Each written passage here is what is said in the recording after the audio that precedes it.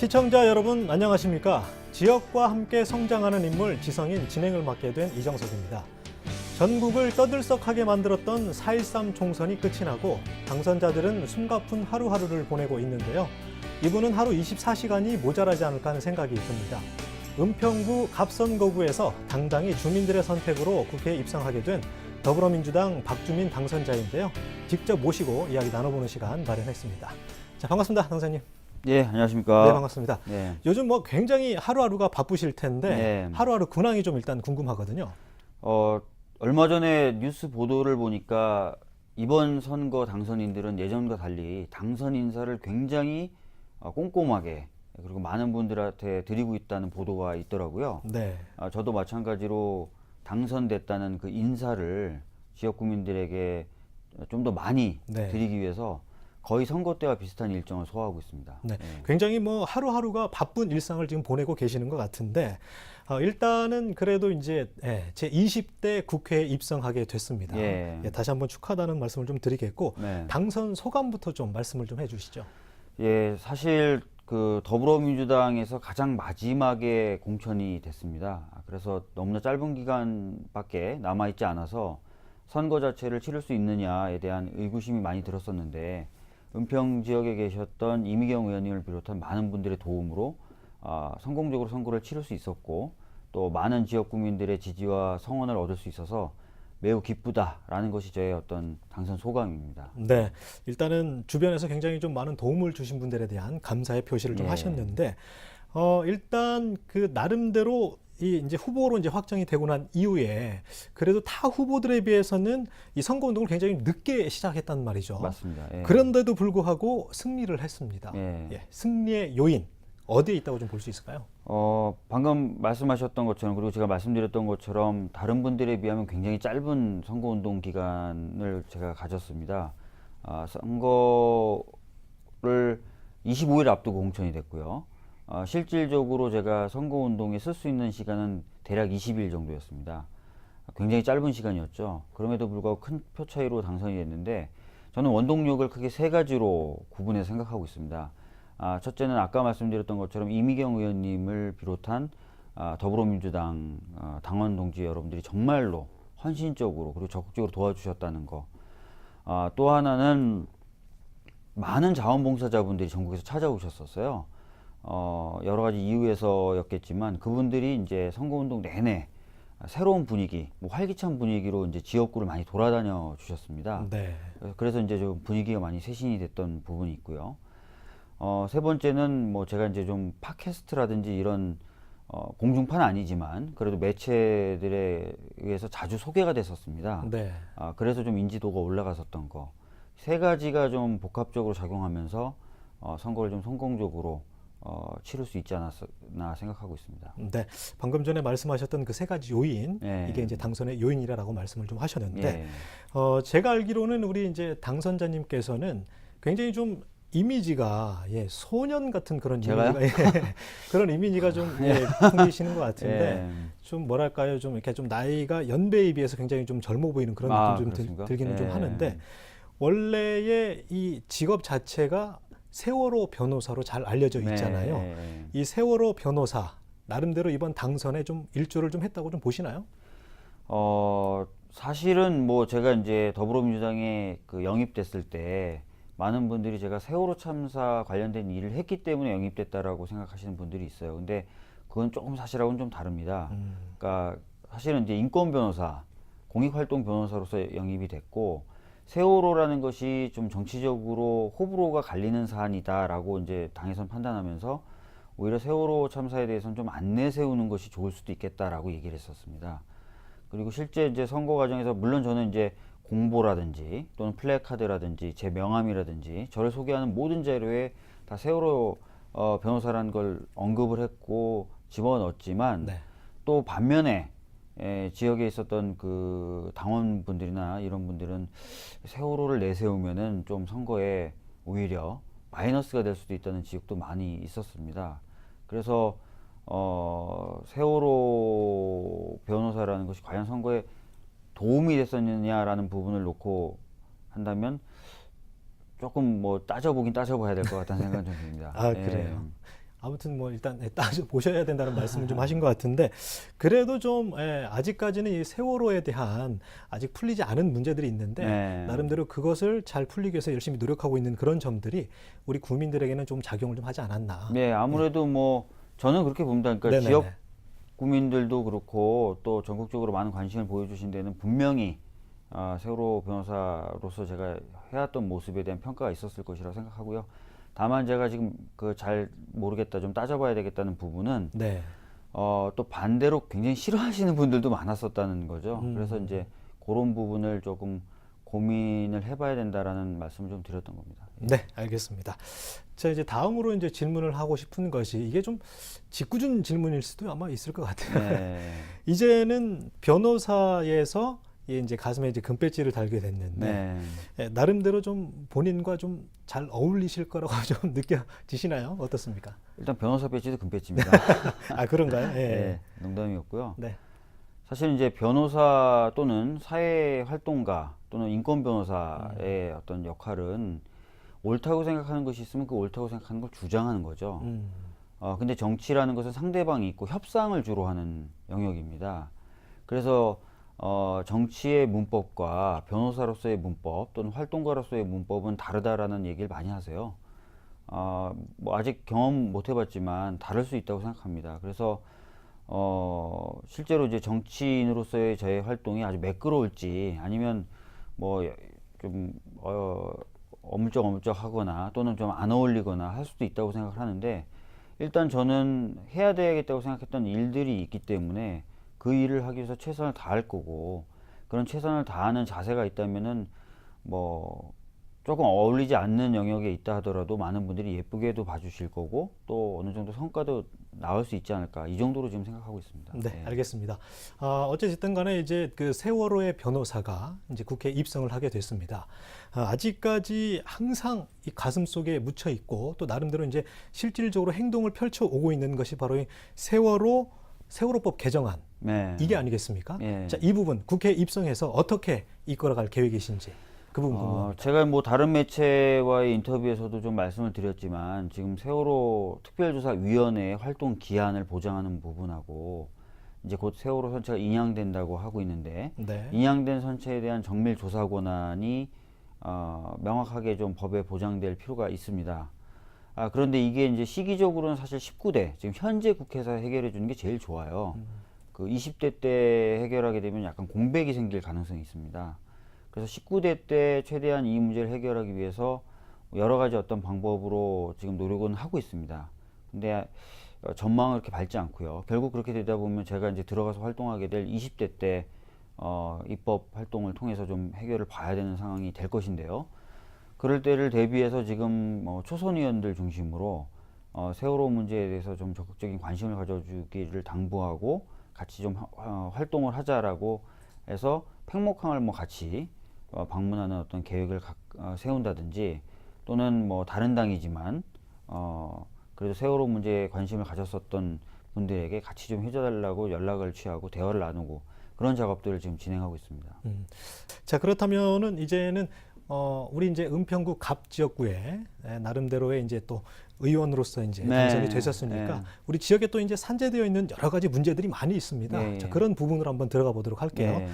그 중에서도 우리 그 수색 역세권 개발은 아직까지도 이제 뭐 제대로 이제 뭐 개발하지 못하고 네. 뭐 지지부진하고 있는 그런 네. 상태거든요. 이 부분 어떻게 우리 당선자님께서는 좀 해결해 나갈 것인지 궁금합니다. 예, 아마 많은 분들도 이미 알고 계실 텐데요. 이미 이제 역세권 개발은 이제 한 전체를 통으로 개발하는 건 좀 어렵다는 판단이 나와서 4개의 권역으로 나눠서 개발하는 식으로 좀 전환을 했습니다. 그래서 이제 4개 권역으로 나눠서 개발을 하되 이제 롯데 쪽이 이제 우선 개발 네. 협상자가 돼서 지금 MOU를 체결했고 지금 롯데에서 어떤 방식으로 개발을 하고 어떤 시설을 들여올 것인가에 대해서 지금 용역을 발주해서 세부적인 계획을 짜고 있는 상황입니다. 그래서 이것은 좀 그 용역 그 결과를 보고 또 고민하고 또 추진해 나가야 될 것 같고요.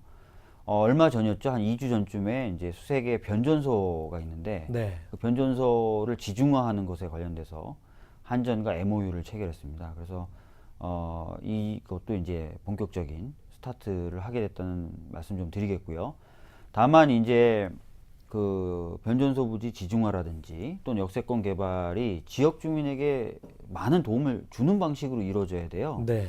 그래서 뭐 만약에 대형 마트가 들어온다든지 뭐 이런 식으로 된다면 또 주변에 이미 상권을 형성하고 계신 분들에게는 도움이 안 될 수도 있습니다. 그래서 그런 것들과 이런 큰 틀의 개발과 병행해서 이 지역에 계신 분들이 활기를 잃지 않는 그런 것들도 동시에 저는 고민하고 있습니다. 그래서 수색역부터 시작해가지고 좀 걷고 싶은 거리, 사람들이 찾아올 만한 거리들을 조성하는 것들을 좀 타진해 보고 있습니다. 예술가분들하고. 그리고 이제 수색시장이나 이런 데도 좀 개선을 해가지고, 상가가 들어온다 하더라도 경쟁력이 있는 그런 곳으로 좀 만들어 보려고 여러 가지 고민을 하고 있습니다. 그래서 대규모 개발 사업만 하는 것이 아니라 기존에 거기에 살고 계신 분들의 삶의 터전도 훼손하지 않는 네. 그런 것을 위해서 좀 여러 가지 방면으로 고민하고 있다는 말씀 좀 드리겠습니다. 알겠습니다. 지금 현재 그 지역을 보면 이 수색 역세권을 두고 상암 지역은 굉장히 좀 많이 발전이 맞습니다. 되어 있고 또 수색역을 기점으로 해서 우리 이제 은평구 지역에는 굉장히 낙후되어 있거든요. 맞습니다. 이런 부분들이 나름대로 좀 잘 조화를 이루어서 우리 수색 그 인근에 사신 분들도 좀 혜택을 좀 받았으면 좋겠다는 그런 좀 생각이 좀 듭니다. 더불어서 이제 그 뭐 지역에 이제 산대되어 있는 그런 문제 중에 하나가 이 아직까지도 이제 그 은평 갑 지역에는 낙후된 지역들이 좀 상당히 많이 있습니다. 증산, 맞습니다. 뭐 방금 전에 말씀하셨던 그 수색 이런 지역도 좀 개발이 좀 빨리 되어야 되는데 네. 이 부분 굉장히 좀 힘들거든요. 해결하기가. 네, 맞습니다. 이제 당선이 되셨으니까 이 부분도 좀 어떻게 좀 고민을 좀 하셔야 될 것 같아요. 예, 맞습니다. 사실은 지금 뭐 증산이나 많은 부분에서 이제 재개발 관련된 개발 관련된 이슈들이 있고 민원도 굉장히 많은 상태입니다. 모든 분들이 다 윈윈하면서 개발이 이루어질 수 있도록 하면 좋은데 아직까지 보면 약간 법령이나 법제에서 미비한 부분들, 부족한 부분들이 좀 있다고 보여지는 부분들이 있어요. 그래서 네. 아직 공식적으로 제안은 하지 않았는데 이 재개발 관련된 이슈들을 공통적으로 갖고 있는 서울의 지역구, 그다음에 경기도 지역구들이 있습니다. 그래서 그쪽 의원들을 당과 상관없이 좀 묶어서 이 개발 또는 재개발과 관련된 법령을 좀 검토하고 정비하는 그런 어떤 모임들을 좀 만들어 볼까 생각하고 있고 그런 방안에 대해서 좀 추진할 수 있도록 연구를 해보도록 저희 그 스태프진들에게 이미 이야기를 해놓은 상태입니다. 그래서 성과가 뭐 빨리 나오진 않겠지만 좀 제도적인 측면에서도 이런 개선을 통해서 개발이나 재개발 관련된 여러 가지 어려움들을 좀 해소할 수 있는 그런 노력을 하려고 합니다. 네. 자, 그렇다면은 이제 그 부분에 있어서는 이제 말씀을 좀 잘 말씀을 좀 하신 것 같은데 우리 그 당선자님께서 당초 이제 출마를 하셨을 때 이 교통공약을 전면에 내세웠단 말이죠. 이 교통에 대한 이 공약은 나름대로 이제 모든 분들의 가장 큰 관심사로 이제 볼 수 있는데 어떻게 좀 우리 갑 지역에 좀 어떻게 좀 적용을 좀 하실 계획인가요? 뭐 이미 이제 근데 저나 뭐 또는 상대 후보였던 새누리당의 최용재 후보님이나 그 교통 공약에 있어서는 거의 비슷합니다. 단 하나 달랐던 게 이제 경전철의 구간을 하나 더 연장을 해서 좀 추진하느냐 아니면 경전철 같은 경우 이미 이제 사업성 평가가 긍정적으로 나왔던 부분을 먼저 시작하고 연장 부분은 이제 추후에 진행이 되는 과정에서 검토하느냐라는 정도 차이인데요. 하여튼 그거 빼고는 거의 지역사회에서는 대부분 교통에 관련된 공약 또는 교통에 관련된 여러 사업들에 대해서는 합의가 거의 좀 이루어졌기 때문에 조속한 시일 내에 추진될 수 있도록 노력을 할 거라는 말씀 좀 드리고요. 경전철 같은 경우에 뭐 아까 말씀드렸던 대로 좀 빨리 좀 이루어지도록 하고 GTX 같은 경우도 지금 보면은 이제 그 사업성 평가나 이런 것들에서 좀 괜찮게 나온 노선은 좀 조속하게 착공을 좀 하자라고 여러 경로를 통해서 좀 얘기를 할 생각입니다. 아직까지 근데 물론 제 신분이 당선자에 좀 불과하기 때문에 직접 말씀드리기는 현재로서는 좀 어렵지만 제가 이제 5월 30일 날 이후로 임기가 시작이 되면은 뭐 서울시라든지 코레일이라든지 관련된 분들을 적극적으로 찾아뵙고 조속하게 사업이 진행될 수 있도록 하려고 생각하고 있습니다. 알겠습니다. 이 교통 문제는 지역 주민들이 굉장히 불평을 겪고 있기 때문에 실제 그렇죠. 그런 부분들은 아무튼 좀 빨리 좀 조속하게 추진이 좀 됐으면 하는 바람을 좀 말씀을 드리겠습니다. 자, 그리고 이제 우리 은평구의 가장 큰 산재된 문제 중 하나, 서울 혁신파크에 대한 문제입니다. 네. 이거는 뭐 예, 많은 분들이 이제 추진을 하려고 했다가도 안 되고 네. 하려고 했다가 또 안 되고 네. 이런 부분이 많았었는데 이 부분 예, 나름대로 땅이 굉장히 좀 놀고 있어요. 예, 그런 부분 좀 빨리 좀 개발을 좀 해야 될 것 같은데 어떻게 좀 보고 계신가요? 근데 서울 혁신파크 개발을 어떻게 하느냐에 대해서 아마 이 부분이 이제 개발 공약 중에서는 최용재 네. 후보와 제가 좀 많이 대립했던 부분인 것 같습니다. 음, 최용재 후보님 쪽에서는 주로 좀 더 좀 규모 크게 좀 개발을 했으면 좋겠다는 입장이셨던 거고, 저는 현재 추진되고 있었던 서울시의 혁신파크 프로젝트가 좀 유지되고 존중되는 하에서 좀 개발을 하자라는 입장인 것으로 제가 이해를 하고 있는데요. 네. 딴 건 뭐라도 뭐 서울 기록원 같은 경우는 이제 곧 착공을 합니다. 공식적으로 착공을 해서 이제 시작을 할 거고, 호텔이라든지 이런 부분은 들어갈 겁니다. 들어갈 것으로 이미 계획이 돼 있기 때문에 그 부분은 뭐 진행이 될 것이라고 보고, 그 외에 지금 이제 혁신파크 내에 있는 여러 그 사회경제적 기업이라든지 이런 부분은 저는 오히려 전체 국가와 사회의 어떤 발전의 씨앗으로 맹아로 좀 생각하는 입장입니다. 그래서 잘 보조를 해주면 좋지 않을까 생각이 들고, 하나 정도 더 아이디어를 내면 이미경 의원님 때부터 추진이었던 게 어린이 그 체험 문화 공간을 좀 특화시켜서 발전시켜 보자는 게 있었고, 예산도 거의 다 네. 논의가 되고 있는 상황입니다. 최근에 보니까 이제 순천 같은 데서는 이제 어린이 그 체험 시설을 하나 만들었는데, 놀이터인데 굉장히 좀 호응이 좋다 그러더라고요. 네. 그래서 이번에 만들어질 그 어린이 그 체험 문화 공간을 정말 전국에서 모든 분들이 체험하기 위해서 찾아올 명소로 좀 만든다면은 그게 뭐 컨벤션 센터나 이런 것보다 훨씬 더 많은 사람들을 유치할 수 있다고 생각하거든요. 그래서 네. 그런 부분에 좀 새로운 아이디어들을 좀 불어넣어 볼까 생각하고 있습니다. 알겠습니다. 이 서울 혁신파크의 개발이 빨리 좀 추진이 되어야지만이 주변의 상가들이 지금 현재 굉장히 좀 애를 먹고 있거든요. 근데 이제 뭐 저는 그런 생각합니다. 거기에 네. 호텔이 들어온다거나 네. 대형 컨벤션 센터가 들어온다고 해서 주변 상가분들이 바로 살아나진 않을 겁니다. 네네네. 다른 예들을 보시면 아시겠지만 호텔이나 컨벤션 센터는 자체 내에서 소비가 이루어지죠. 네네. 그렇기 때문에 주변 상가를 생각한다면 오히려 사람들이 많이 찾아올 수 있는 기획과 프로젝트가 필요하다고 생각하고, 그래서 제가 말씀드렸던 그 어린이 체험 문화 공간에 대한 혁신적인 아이디어들, 예, 예. 그것을 통해서 전국에서 진짜 아이와 아이 부모라면 한 번쯤 와야 되는 곳으로 만드는 것이 어떨까, 이런 말씀을 좀 드리는 것입니다. 알겠습니다. 아무튼 그러니까 이제 방금 전에 말씀하셨던 그런 부분들이 잘 추진이 되면 그래도 우리 지역하고도 함께 상생이 될 수 있는 그런 부분이 되지 않을까요? 예, 그러니까 지역에서 대규모 자본이 개발하고 대규모 자본이 개발한 시설 내에서 소비가 되면 돈은 결국 밖으로 다 나가거든요. 네네네. 근데 그게 아니라 사람들을 외지에서 찾아와서 놀고, 하지만 소비는 그 바깥에서 할 수 있도록, 네. 그 인근 상가에서 할 수 있도록 하면은 돈은 안에서 돌죠. 그래서 그런 식으로 좀 고민하고 있는 것입니다. 알겠습니다. 이제 국회 입성이 이제 5월 30일 날 본격적으로 네, 이제 진행이 될 텐데, 그래도 우리 지역에서 방금 전에 말씀하신 부분 중에서 내가 제일 먼저 좀 하고 싶은 부분들이 있을 것 같아요. 그런 부분들은 어떻게 좀 말씀을 좀 할 수 있을까요, 우리 당선자님? 사실은 뭐 지금 그 여러 가지 어떤 개발 공약들이 있었고, 지금 말씀하셨던 뭐 혁신파크 같은 경우도 있을 수 있겠지만, 저는 일단 뭐 혁신파크 쪽에 대한 계획을 좀 더 구체화하고 신속하게 진행하는 쪽이 조금 더 저는 관심이 좀 많이 가 있는 편입니다. 물론 뭐 제 관심이 중요한 게 아니라 지역 국민들의 요구가 더 중요하기 때문에 이 부분도 언제든지 조정은 가능하지만, 현재로서는 좀 그렇기 때문에 만약에 이제 저한테 여쭤보신다면 저는 이 부분을 위해서 조금 더 다른 그것보다 좀 더 신속하게 좀 움직여 보겠다는 말씀을 드리겠습니다. 네. 자, 그렇다면은 이제 그 나름대로의 이제 그 국회에 입성을 하시게 되면 변호사라기보다는 이제 정치인으로서 활동을 네. 이제 쭉 하셔야 된단 말이죠. 네. 자, 우리 박 당선자님께서 가지고 계시는 정치관, 그 부분도 좀 궁금합니다.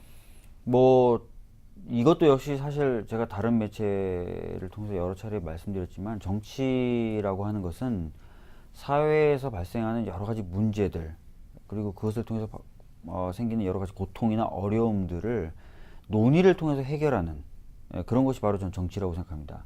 그래서 저는 이걸 쉽게 말씀드려서 국민의 눈물을 닦아 드리는 것이 바로 정치다, 이렇게 말씀드렸거든요.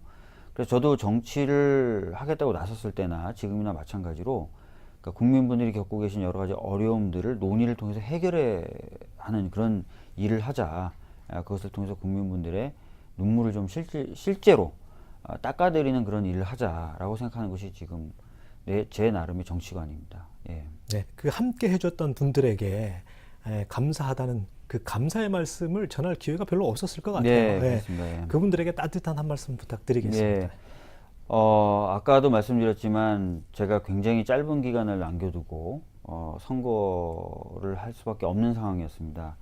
그런 상황에서도 선거를 성공적으로 치를 수 있었던 것은 이미경 의원님을 비롯한 많은 당원 동지분들의 헌신적인 노력이 있었기 때문입니다.